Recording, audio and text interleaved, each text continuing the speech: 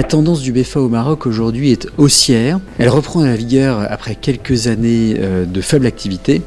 Et aujourd'hui, on trouve l'utilisation du BFA comme outil juridique en matière d'industrie automobile.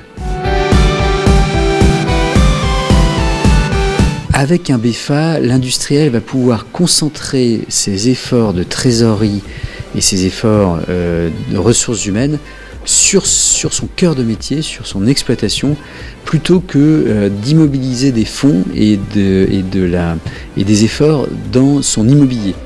Ça va lui permettre en réalité d'exploiter son métier et uniquement son métier.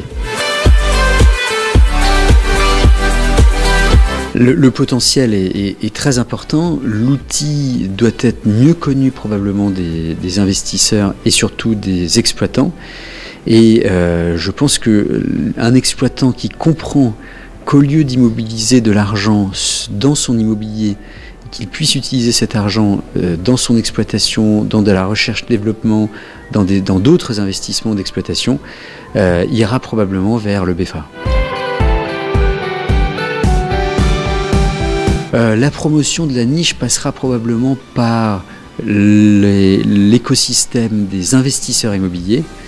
Mais la presse, nous tous, devons diffuser la bonne parole et montrer aux utilisateurs qu'il est possible de mieux concentrer ses énergies sur son exploitation.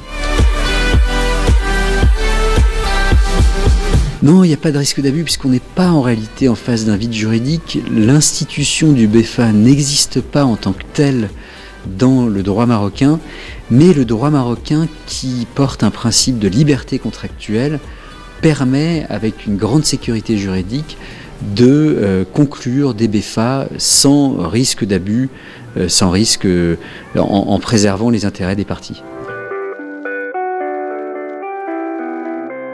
Alors, vous avez maintenant le développement d'un certain nombre d'investisseurs immobiliers qui se développent. Et vous avez de l'autre côté des utilisateurs et on peut parler de quasiment tous les équipementiers automobiles sont concernés, tous les équipementiers aéronautiques aussi, et vous avez aussi un certain nombre d'acteurs en matière de ferroviaire qui sont intéressés par ce genre de dossier. C'est sûr que c'est un outil qui va se développer d'une manière considérable, c'est évident.